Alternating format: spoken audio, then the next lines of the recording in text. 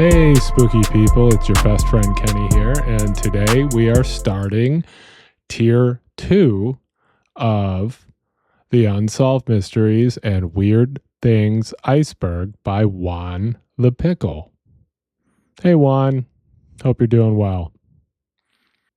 As we discussed in my other videos in this series, the idea behind an iceberg is it's a chart that shows various things, and the deeper you go in the chart, the more obscure the topics get until, you're at the very bottom, and the idea is those are supposed to be strange things that no one's heard of. So the first tier are things that most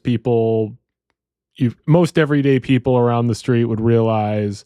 And as you go deeper and deeper into the tiers, the more strange, the more disturbing, the more obscure the topics get. So I had already completed tier 1 of this iceberg series. I suggest that you go and watch those videos before you watch this video. There's 3 of them. But I'm not in charge of you. You can do whatever you want. Watch my videos in any order. I don't care. But you should probably start with tier 1. But you're also probably not going to matter too much if you start somewhere in the middle. All right. Let's get spooky. The Dyatlove Pass incident. The Dyatlove Pass incident is an unsolved mystery that has confused people for decades. Here's what happened. In January 1959, a group of 10 experienced hikers, mostly students from the Ural Polytechnic Institute, set out on a skiing expedition through the northern Ural Mountains in the Soviet Union. The group was led by Igor Dyatlove. On the night of February 1st or 2nd, something explained happened to the hikers, which caused them to flee their tents in a panic, cutting their way out of the inside of the tents. They supposedly ventured into the freezing night, poorly dressed for the freezing conditions. Weeks later, search parties discovered the abandoned tent, and over time, they discovered the bodies of all 9 hikers. The scene was disturbing. Some hikers were found barefoot or only partially dressed. Some had severe injuries, including skull fractures, chest trauma, missing eyes, missing teeth, but there were no signs of a struggle or external threats. The circumstances surrounding their deaths remain a mystery. The official Soviet Union investigation concluded that an unknown compelling force caused the deaths, but this explanation did not stop the speculation and conspiracy theories about what might have happened. Of course not. Unknown compelling force only creates more questions, right? So if you go online, you can find a lot of different theories about what might have happened here. Many theories attempting to explain the Dyatlove Pass incident, including an avalanche. A recent study suggested a delayed avalanche may have struck the tent, explaining the injuries and the hikers' panic escape. Infrasound. Ooh. Infrasound. Some believe that unusual wind patterns created infrasound, which can induce humans to have panic and terror. Some people believe the military was involved. I think every single conspiracy has the military conspiracy theory to it, right? However, some people believe that perhaps the Soviet military was experimenting with secret weapons, and that might have caused these individuals to be in this predicament. There are also reports of strange lights in the sky, and the Soviet Union government's secrecy surrounding the incident hasn't helped that.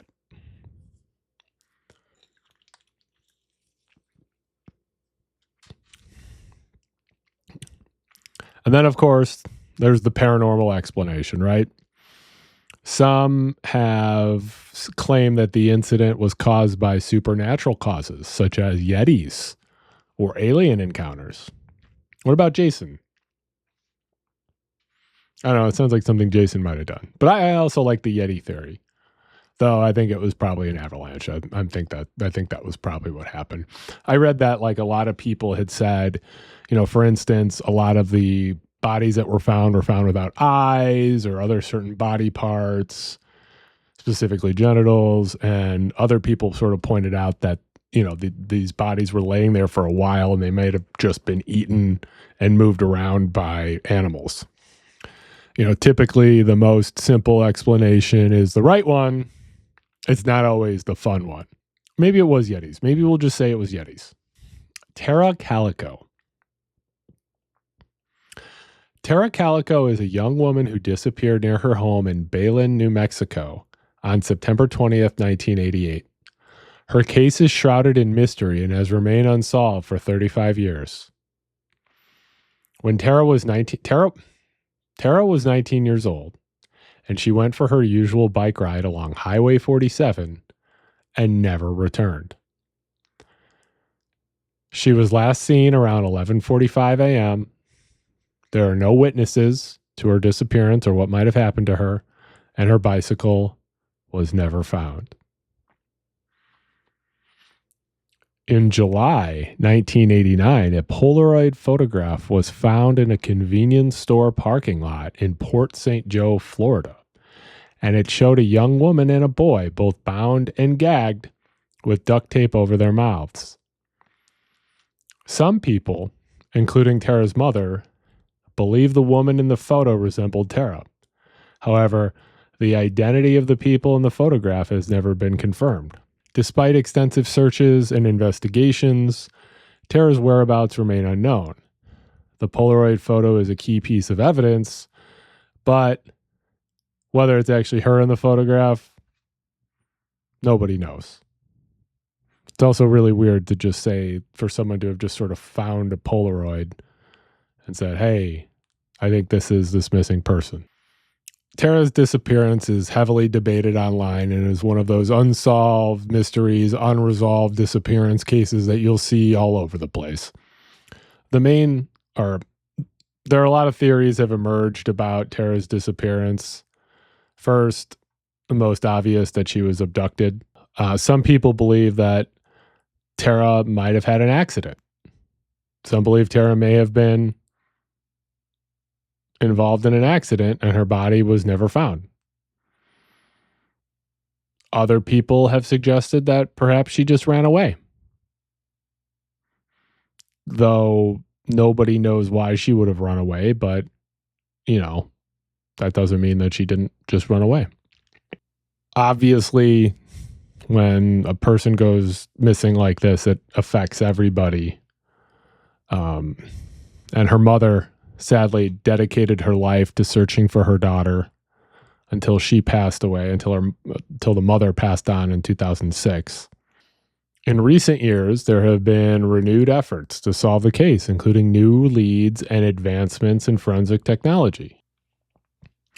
Lars Mittank.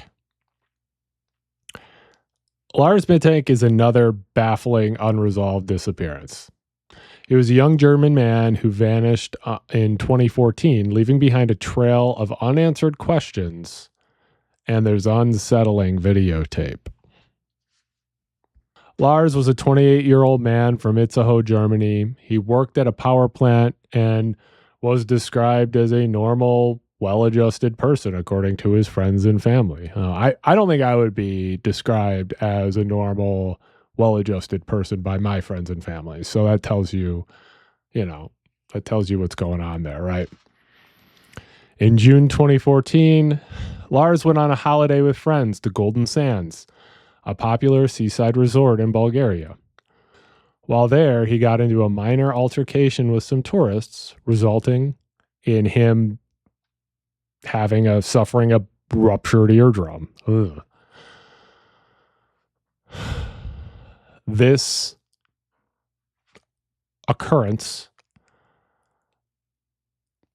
incident was the beginning of a bizarre series of events that followed. Lars' behavior became increasingly erratic after the injury. He became paranoid, convinced he was being followed, and that people were trying to kill him.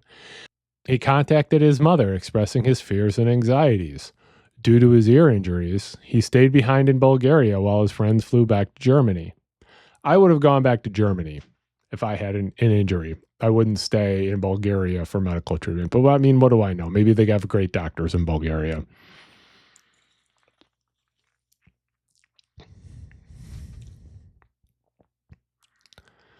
He checked into a hotel or a hostel. I think it might have been a hostel. Not that hostel. Not, the movie Hostel, but. And there's a lot of security cameras from the hostels. A lot of footage from security cameras around the hotel where he's exhibiting bizarre behavior, right? He looked agitated, paranoid, constantly looking over his shoulder. And then he suddenly left the hotel, leaving behind his belongings, and ran into a nearby field.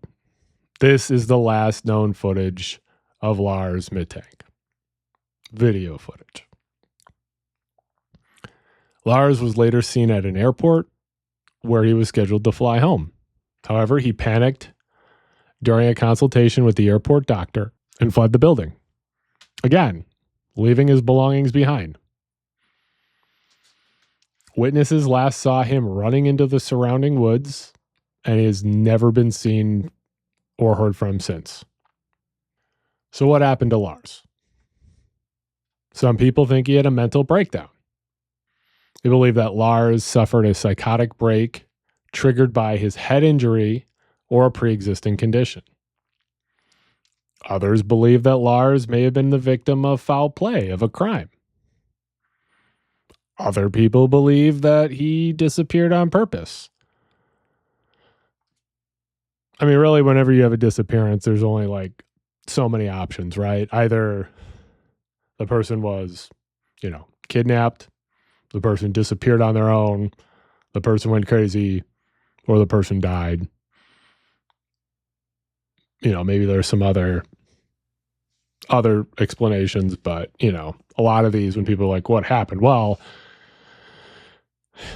either they decided to leave or, either they left on purpose and disappeared on purpose, or it wasn't on purpose and either there was an accident or someone made them leave, right?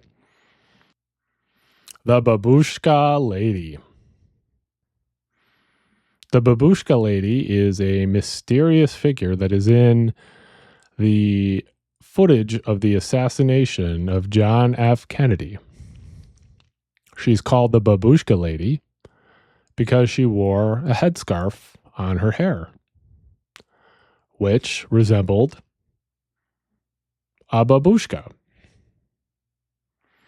So, what's the deal with the Babushka Lady? Well, she appears in photographs and other footage. She appears to be holding a camera when the JFK assassination occurred, which makes people believe that she may have crucial footage of the event. Now, we talked about this earlier, and I think everybody sort of knows this, but, the John F. Kennedy assassination is one of the biggest, broadest conspiracy theory events in existence. And, based on the circumstances, everybody wants as much information as possible. So the idea that she may have camera footage, or there may be this camera footage out there that may explain some of it, people want to see it. But nobody knows who she is. She supposedly never came forward, and no one has ever been able to identify her.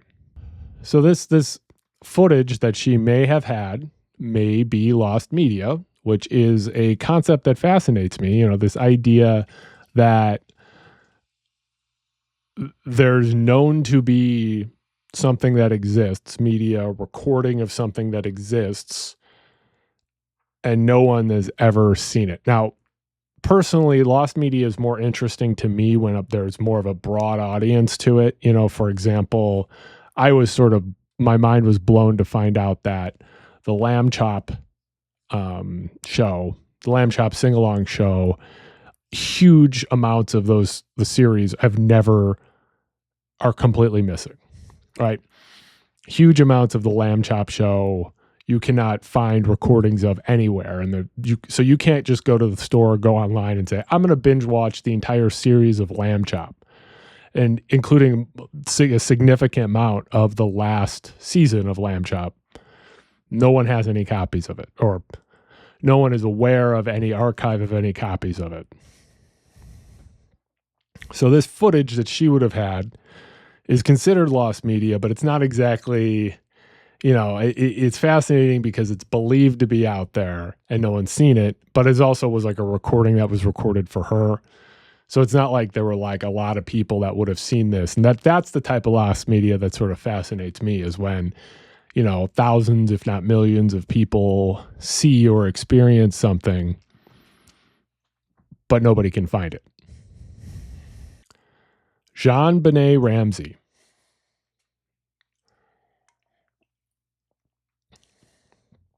I think most people know this case.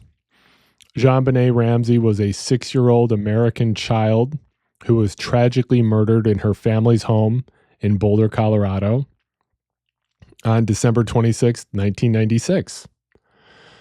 She was a child beauty pageant contestant. Her death is one of the most high-profile unsolved murder cases of all time. Here's what we know. On the morning of December 26th, Patsy Ramsey, who was JonBenét's mother, found a ransom note demanding $118,000 for her daughter's safe return. After discovering JonBenét was missing from her bed, John Ramsey, her father, later found her body concealed in the basement of her home. The autopsy revealed that JonBenét had been struck on the head and strangled. The cause of death was officially listed as asphyxiation by strangulation and associated craniocerebral trauma. Man, I nailed that pronunciation. The press was all over this case when it happened. I was young at the time, but I remember when JonBenét Ramsey went missing, and I remember when her body was found, and I remember this whole story. So the investigation was highly publicized. It was all over the press. There were initially problems with the crime scene. The crime scene became contaminated. They allowed friends and family to move around the house, which may have caused problems with the evidence collection. The ransom note, and specifically the length of it and its language, was also suspicious. JonBenét's parents, John and Patsy Ramsey, as well as her older brother Burke, were the initial suspects. However, they maintained their innocence and were never charged. In 2008, DNA evidence seemingly cleared the family of involvement. Now, I would have told you that I believed that her family was involved as recently as a few months ago. But since then, I have had the opportunity to do a little more research on this topic. And yeah, I think the DNA evidence suggests that they were at least not the ones who actually did the murder. So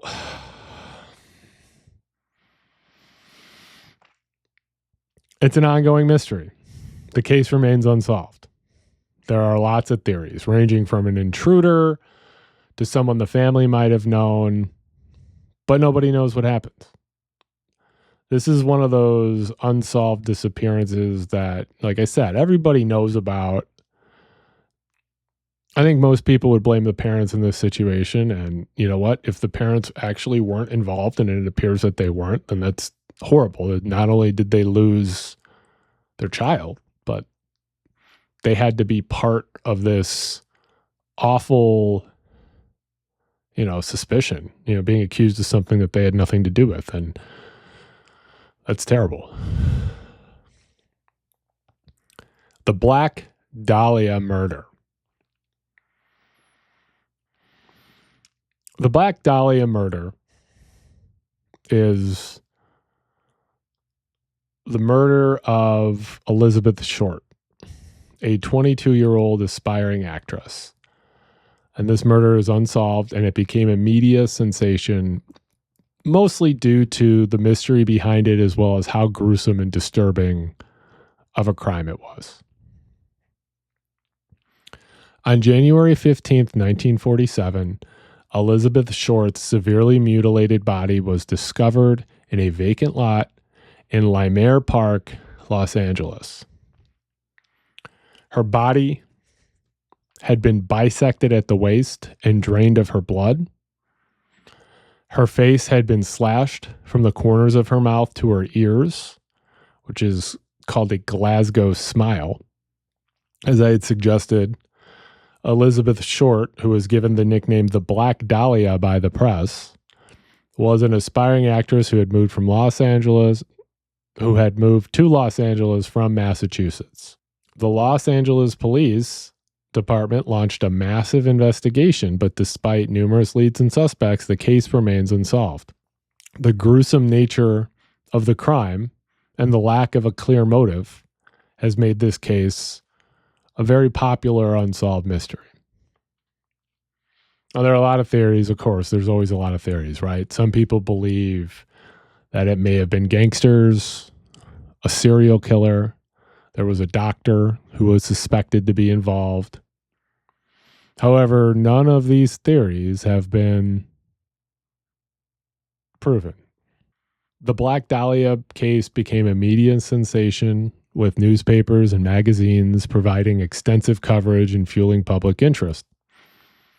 This case has been the subject of many books, shows, YouTube videos, etc. Frederick Valentich. Frederick Valentich was a 20-year-old Australian pilot who mysteriously disappeared while flying a Cessna over Bass Strait on the evening of October 21st, 1978. His last communication with air control was about an unidentified object hovering above him, making this case a popular subject for UFO enthusiasts and others who like unexplained phenomenon, like us. Valentich was on a 125-mile training flight from the Moorabbin Airport to King Island. About an hour into the flight, he radioed Melbourne Air Traffic Control to report an unidentified aircraft flying above him. He described the object as having 4 bright landing lights and a green light, and said it was moving at high speed. Valentich reported that the object was hovering over him and that his engine was running roughly. He then made his famous final statement: "It's not an aircraft." A strange metallic scraping sound was then heard over the radio before all communication was lost. There was an extensive air and sea search conducted, but they never found a trace of Valentich or his aircraft. The official investigation concluded that the cause of the disappearance was unknown, which, of course, creates speculation and conspiracy theories. Some of the theories that have attempted to explain Valentich's disappearance are that there was a UFO encounter. A lot of people believe that Valentich encountered a UFO and his disappearance was a result of an alien abduction or some other unexplained phenomenon. Others believe that Valentich became disoriented and crashed into the sea, possibly due to a medical event or some other type of disorientation. And of course, there are people who believe that Valentich faked his disappearance to escape and start a new life. Personally, I'm going to give this a UFO. Well, I don't know. It really has like the classic UFO story to it. So I kind of want it to be a UFO, but it was probably just, he was probably just hallucinating and crashed his airplane. But that's not fun. The Bloop. Oh, yeah. The Bloop was a powerful, ultra-low frequency underwater sound detected by the U.S. National Oceanic and Atmospheric Administration in 1997. It was a mysterious rumble recorded in the Pacific Ocean, and its origin has baffled scientists and sparked speculation over the years. So what was the Bloop? Boop. No, not boop. It's bloop. All right. Put some respect on that. The Bloop was a very loud, low-frequency sound that is unlike anything previously recorded. The sound was detected by hydrophones, which are underwater microphones, over 3,000 miles apart, which means it was a very powerful bloop, very powerful noise. Scientists were able to triangulate the bloop to a remote point in the South Pacific Ocean west of the southern tip of South America. Due to its loudness and unusual nature, many speculated the bloop was produced by a massive marine creature, possibly larger than any known whale. This fueled imaginations and led to comparisons with mythical sea monsters. You know what the bloop was? I'll tell you. The bloop was Cthulhu. I'm telling you right now. That bloop, it was Cthulhu. He was mad. Or maybe he was burping. One of the two. In 2012, scientists determined that the bloop was likely caused by an ice quake, a large iceberg cracking and breaking away from an Antarctic glacier. This explanation was supported by further analysis and the increasing frequency of ice quakes. Look, it's not as fun as Cthulhu. It's not as fun as it being a giant sea monster, mad or burping or waking up or something. So, once again, scientists are out here ruining everything for us, ruining all our fun, right? Missing 411.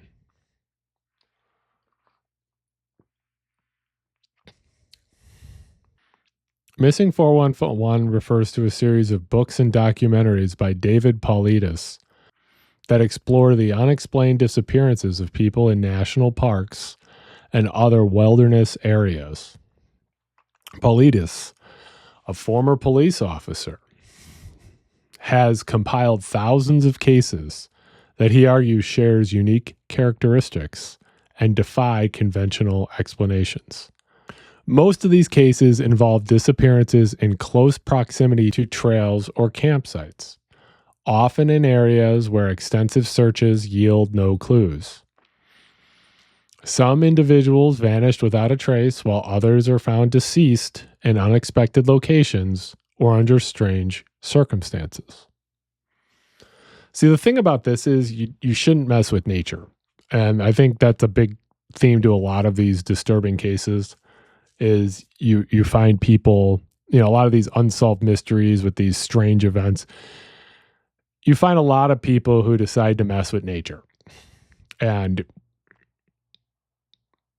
don't mess with nature. You will not win. While the missing people vary in age and background, Paulides suggests some commonalities, such as the individuals being physically fit and experienced in outdoors. I think that's pretty obvious, right? If you're physically fit and outdoors people tend to be physically fit, you're more likely to be lost in some sort of, forest preserve or national park because those people are more likely to be the ones out running around in those places, right? People who aren't in very good shape or don't like to go out in nature aren't out running around Yosemite or wherever, right? Paulides argues that many of the cases can't be explained by traditional causes like animal attacks, accidents, or getting lost. He points to factors like unusual weather patterns, search dogs that were unable to find scents, and the discovery of bodies in seemingly inaccessible locations. Paulides highlights clusters of disappearances in specific geographic areas, particularly in national parks and forests. Paulides presents these cases in a factual manner, relying on the official reports and interviews with park rangers and family matters. He does not come up with definitive explanations, and he instead focuses on the unusual aspects of the disappearances and raises questions about the potential causes. See, me, I'm willing to make definitive explanations. Now, I just make them up, or I just say what I think. But, I get that this guy is more of a scientist than I am, where, I'm more of a, I don't know, person who has opinions. But that's what you're here for. You aren't here for me to sit here and read Wikipedia to you, right? Missing 411 has brought a lot of people who suggest that perhaps there is some sort of predator, human predator causing these disappearances, which is possible. It could be a group of unknown predators, right? Others believe that perhaps it is an unknown animal predator, the existence of undiscovered predators in these wilderness areas. Others believe it's paranormal activity, supernatural forces, ghosts, cryptids, aliens, Mothman, Bigfoot. Probably not the Loch Ness Monster.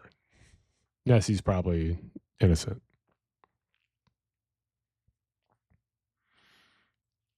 Other people believe it's environmental factors that are responsible. And I think that's certainly possible too in some of these cases. You're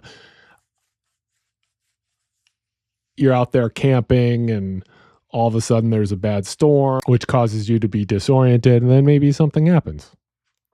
Paulides' work has also drawn criticism, with some people arguing that he overstates the unusual nature of the disappearances and selectively presents information to support his claims, which is fair. Most people do that. Critics contend that many cases can be explained by conventional factors and that the perceived patterns are due to confirmation bias. Again, that's entirely possible.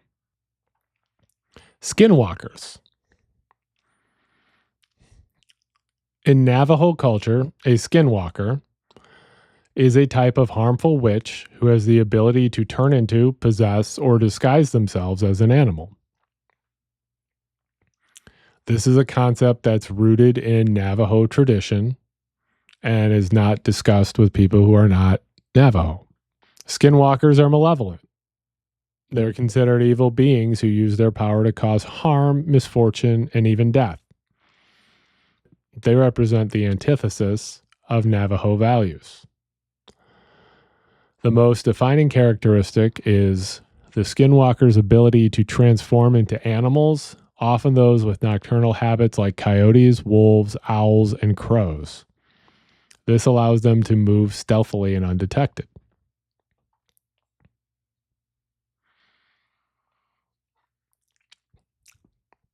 The subject of skinwalkers is taboo within Navajo culture.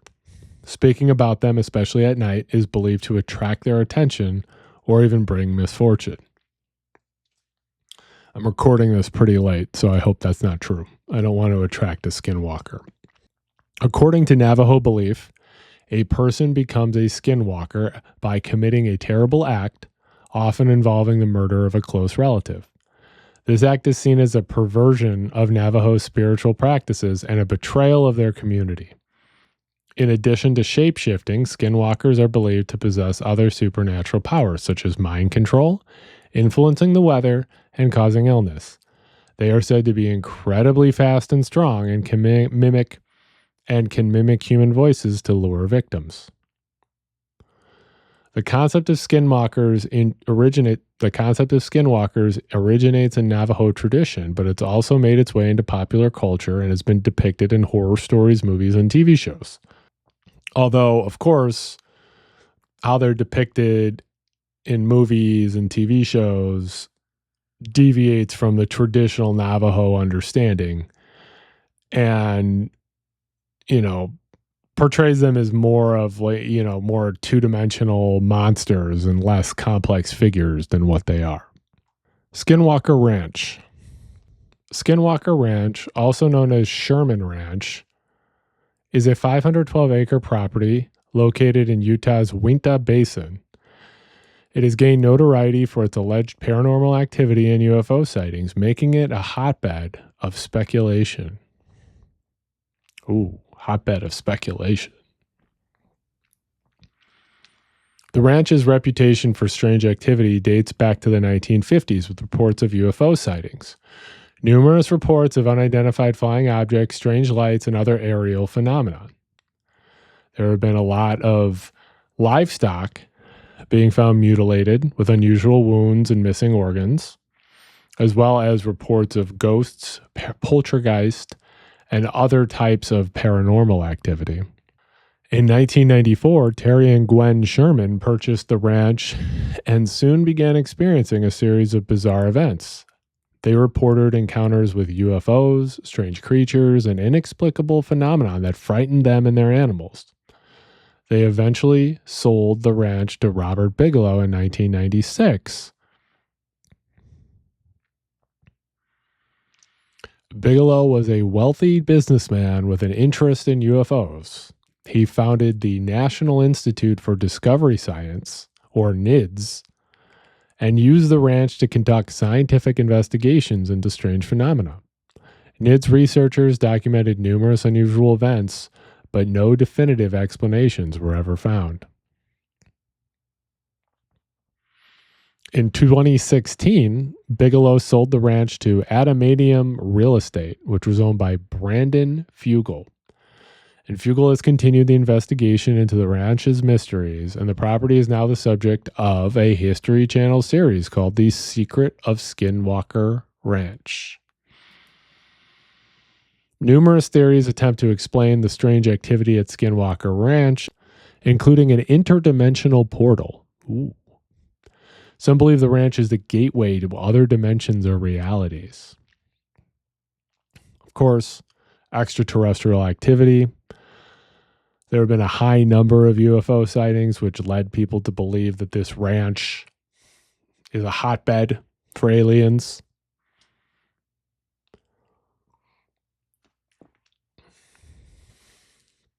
And others believe it's ghosts, poltergeists, and other supernatural entities, because of course.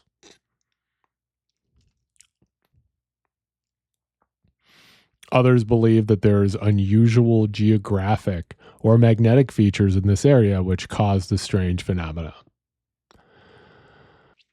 The Flatwoods Monster. See, I like monsters. And this is a West Virginia monster. So, I don't know if you saw my video on Mothman, but go watch it. But this is another West Virginia monster. The Flatwood Monster, also known as the Braxton County Monster or the Phantom of the Flatwoods. I like Phantom of the Flatwoods personally. Is a creature reportedly sighted in the town of Flatwoods, West Virginia on September 12, 1952. The incident but quickly became a local legend and a popular subject for UFO enthusiasts and cryptozoologists. On the evening of September 12, 1952, a group of young boys witnessed a bright object snake across the sky and apparently land on a nearby hilltop. A local woman, Kathleen May, and her two sons went to investigate with those two boys.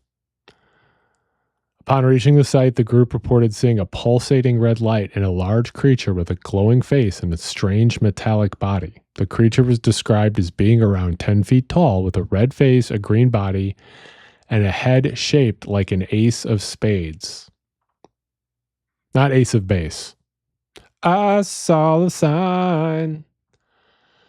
I saw the monster. Some witnesses saw it had claw-like hands, and the creature emitted a hissing sound and seemed to glide towards them before they fled in terror. The incident caused a stir in the small town of the Flatwoods and attracted national media attention. Local police and even the U.S. Air Force investigated the sighting, but no concrete evidence was found to explain the strange encounter. Over the years, several explanations have been proposed for the Flatwood Monster sighting. The most likely explanation is that the witnesses misidentified some sort of animal, such as a barn owl. Owls can be scary. Let's not laugh. Owls can be scary. The owl's eyes could have been reflected and could have reflected the light, and its silhouette distorted by shadows and fear could have created the illusion. The bright object may have been a meteor, and the creature sighting may have been a result of the meteor's effects on the environment, such as the lighting or even the atmospheric disturbances, which could have caused visual distortions.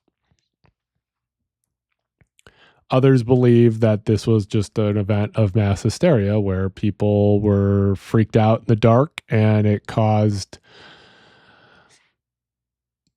by their fear, it suggested a bizarre looking animal or creature. Despite the likely explanations, the Flatwood Monster remains a popular legend in West Virginia. The Betty and Barney Hill abduction is one of the most famous and influential cases in UFO lore. In 1961, this American couple claimed they were abducted by extraterrestrials while driving home from a vacation in Canada. Their story, which emerged through hypnotic regression, helped shape the modern narrative of alien abduction. On the night of September 19, 1961, Betty and Barney Hill were driving through the White Mountains of New Hampshire when they noticed a bright light in the sky. They stopped to observe it, and Barney, using binoculars, described seeing a strange craft-like object with windows. As they continued driving, the object seemed to follow them and eventually hovering directly over them. They experienced a period of missing time, and when they arrived home, they realized they had lost several hours and had no memory of what happened. They were understandably upset by losing all that time and had nightmares following the incident. So the Hills sought the help from a psychiatrist named Dr. Benjamin Simon. Dr. Simon put them under hypnosis, and they separately recounted a chilling story of being stopped on the road by strange beings, taken aboard a disc-shaped craft, and subjected to medical examinations.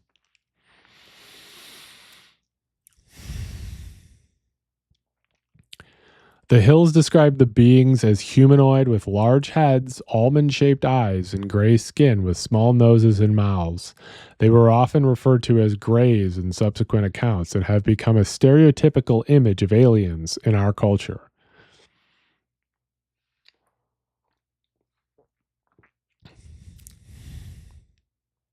Betty described a procedure the aliens conducted on her where a needle was inserted into her navel, and Barney recalled having his teeth examined. Betty, under hypnosis, drew a star map that she claimed to have seen on board the craft. Years later, an amateur astronomer, Marjorie Fish, claimed the map corresponded to the Zeta Reticuli star system. The Betty and Barney Hill abduction story was widely publicized, has been part of books, novels, etc. But really, the little gray guys with the big eyes and the big heads and the small eyes and small mouths, I mean, this has been the stereotypical alien that you see pretty much everywhere. So this was one of the foundational alien encounters. Edward Mordrake. Personally, I think we need less Drake, but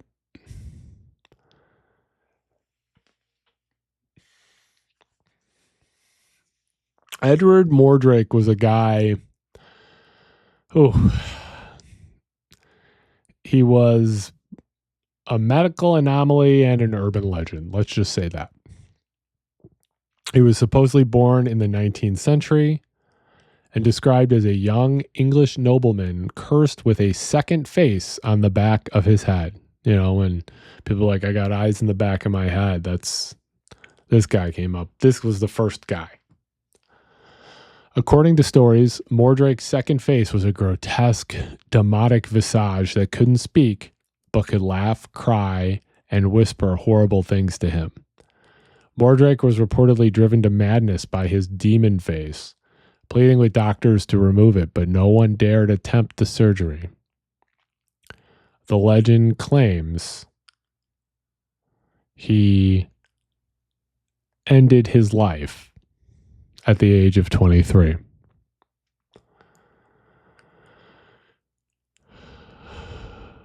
Now, the story of Edward Mordrake is a popular story, but there's no any actual evidence that he actually existed. The most likely origin of this case is from a 1995 article in the Boston Sunday Post that described various human freaks, which is not the term we use now, including Mordrake. The article was later cited in the book Anomalies and Curiosities of Medicine in 1896. Now, here you thought fake news was a new phenomena, right?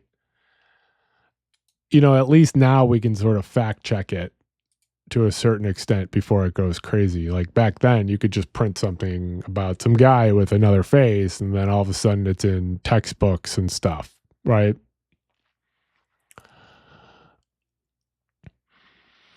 Mary Toft was an Englishwoman from Godalming, Surrey, who in 1796 became the subject of considerable controversy when she tricked doctors into believing that she had given birth to rabbits. Mary Toft was a young illiterate servant, and her bizarre claim that she had given birth to several dead rabbits attracted the attention of local doctors and eventually reached King George I, who sent his personal physician to examine Mary.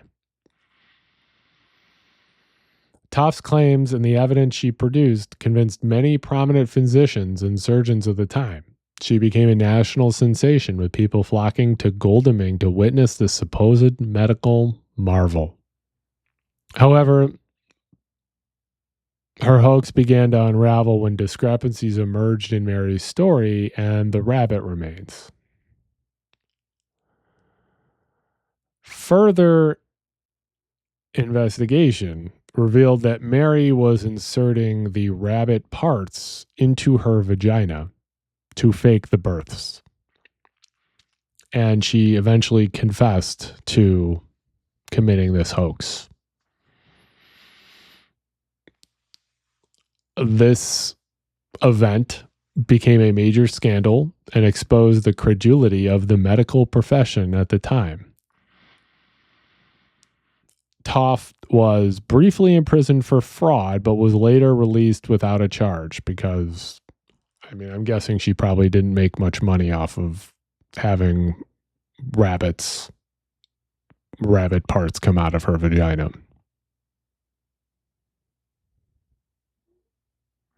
So why would doctors believe her? Well, in the 18th century, understanding of reproductive biology was limited. And the possibility of such a bizarre birth was not entirely dismissed by the medical community. There was a belief of the idea of maternal impressions, where a mother's experiences during pregnancy could influence the fetus. And I guess influence the fetus into turning into a rabbit. I mean, I kind of feel bad for her. It seems like she told some sort of crazy story, and people should have been responsible and said, no, this isn't what happened, but they didn't. And then she got kind of stuck in this bad lie where she had to keep claiming that there were rabbits coming out of her. Gloria Ramirez. Gloria Ramirez was a woman from Riverside, California, who became known as the Toxic Lady after her death in 1994. After she passed, several hospital workers became ill. This is one of the strangest medical mysteries in recent history. On February 19th, 1994, Gloria Ramirez, who was suffering from advanced cervical cancer, was rushed to the emergency room at Riverside General Hospital. As medical staff attended to her, they noticed several unusual things. Her body appeared to be covered in an oily sheen. Not Charlie Sheen, oily sheen. A strange, sweet, garlicky odor was emanating from her mouth. Staff reported smelling ammonia coming from her blood. As they drew blood and administered treatments, several hospital workers began to experience a range of symptoms, including fainting. Several nurses and a respiratory therapist fainted. Respiratory distress. Others experienced difficulty breathing, burning sensations in their eyes and throats, and muscle spasms. Hospitalization. Several staff members required hospitalization, and one nurse even spent 2 weeks in ICU.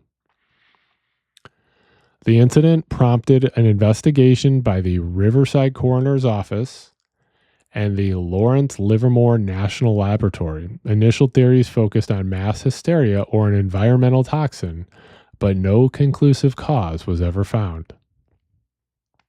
One of the most prominent theories was that Gloria Ramirez may have been self-medicating with dimethyl sulfoxide. It's theorized that the oxygen administered to her in the ambulance could have reacted with the dimethyl sulfoxide to form dimethyl sulfate, a highly toxic chemical. The act of drawing her blood with a syringe may have released the chemical into the air, causing the reaction in the hospital staff. Despite this theory, which sounds reasonable to me, although I don't know why someone would be, well, I do know why someone would be self-medicating with some sort of weird chemical on their body, but this isn't that type of video. But there are lots of other theories online of what exactly caused Gloria Ramirez's death and what exactly led to the hospital people being sick afterwards. Mike the Headless Chicken. Mike the Headless Chicken was a rooster that became a national sensation for living for over 18 months after his head was chopped off. In 1945, farmer Lloyd Olson of Fruita, Colorado, was preparing to have chicken for dinner. Ooh, that sounds bad. He chose Mike, a 5.5-month-old rooster. Now, why he named him Mike, I don't know. Hey, Mike, I'm going to have you for dinner.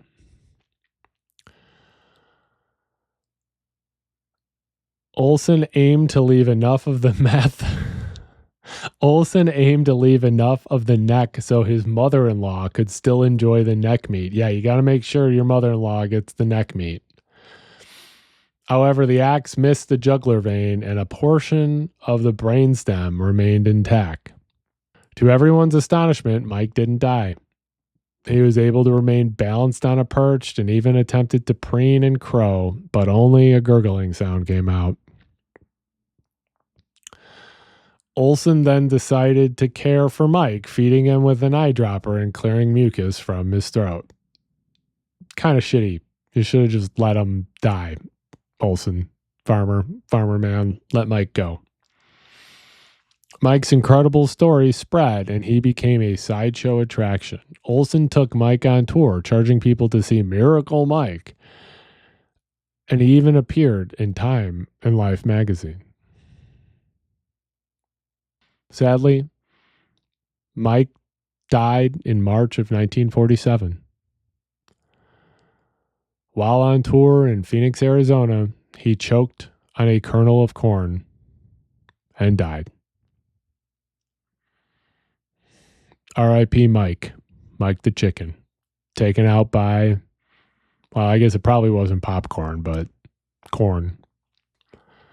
Kris Kremers and Lisanne Froon. Kris Kremers and Lisanne Froon were two Dutch students who disappeared on April 1st, 2014, while hiking in Panama. Now, if you disappear on April Fool's Day, it's probably the worst day to disappear, right? Like, people are going to think it's bullshit, that you're just playing some sort of joke. This case is still unsolved, despite the discovery of some of their remains.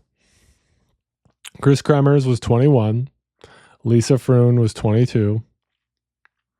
They both were described as intelligent, responsible people.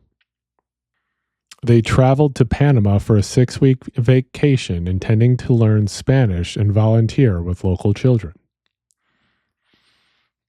On April 1st, they went for a hike on the El Pianista Trail near Boquete, a popular tourist destination. They were accompanied by a dog belonging to the owners of the guest house. They were last seen having lunch with 2 Dutch men before embarking on their hike. They failed to show up for a guide tour they had scheduled later that day. There was an extensive search involving local authorities, volunteers, and even a Dutch search and rescue team. 10 weeks after their disappearance, a local woman found Kris's backpack near a riverbank. It contained their phones, camera, money, and passports. Over the following months, bone fragments and other remains were found scattered along the river, confirming the fact that they were deceased. Despite finding some of their remains, there are unanswered questions, which has fueled a lot of speculation online. Their exact cause of death is unknown, but foul play is suspected.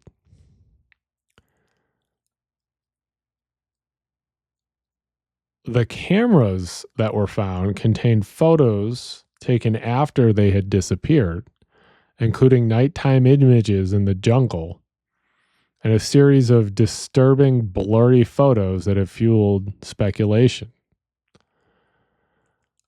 The phone records show that they attempted to call emergency services, but the calls failed due to lack of a signal. There are several theories online. First, they had an accident. They may have gotten lost and succumbed to the elements or suffered a fatal accident. Others believe they were murdered. And of course, there are also some more of the off-the-wall theories, such as getting lost in a drug trafficking area or encountering dangerous wildlife. I think this goes back to what I said earlier, which is, don't mess with nature. I don't have a problem with hiking or anything like that, but, don't go too far out there. And if you do, make sure that you are prepared, I guess. I don't know. Susan Powell.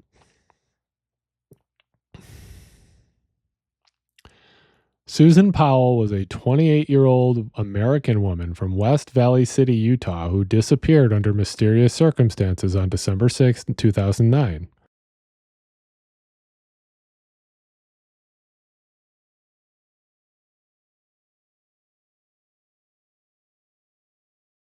Maura Murray. Maura Murray is an American woman who mysteriously disappeared on the evening of February 9th, 2004, after a car accident on Route 112 in Haverhill, New Hampshire. Her case remains unsolved, and her whereabouts are unknown. Maura was a 21-year-old nursing student at the University of Massachusetts Amherst. She was a dedicated athlete, participated in track and field in high school, and attended West Point for a period. Prior to her disappearance, Maura had faced some challenges, some recent troubles. She had been in a car accident She was having troubles with her job, and she had been accused of or charged with the theft of a credit card. On February 9th, Maura's car, a black Saturn sedan, went off the road and hit a snowbank. A nearby resident and a bus driver saw Maura at the scene, and she reportedly told them she was waiting for AAA. However, there's no record of her calling for assistance. When the police arrived approximately 10 minutes later, she was gone. Despite extensive searches and investigations, no trace of Maura has ever been found. Maura's disappearance is a mystery. Why was she in New Hampshire? Maura had not informed anyone that she was going to New Hampshire, and her reasons for being there remain unclear. Where did she go?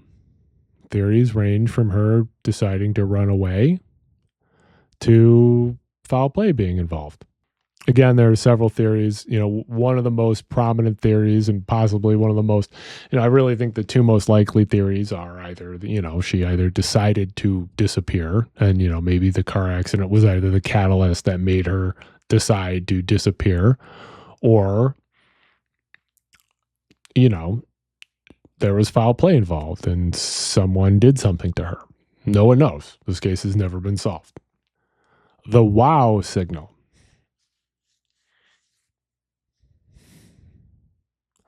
The wow signal was a strong narrowband radio signal detected by Ohio State University's Big Ear Radio Telescope on August 15th, 1977. It got its name from astronomer Jerry Amon, who circled the signal on the printout and wrote, "Wow," next to it due to its surprising strength and unusual characteristics. See, I like that story.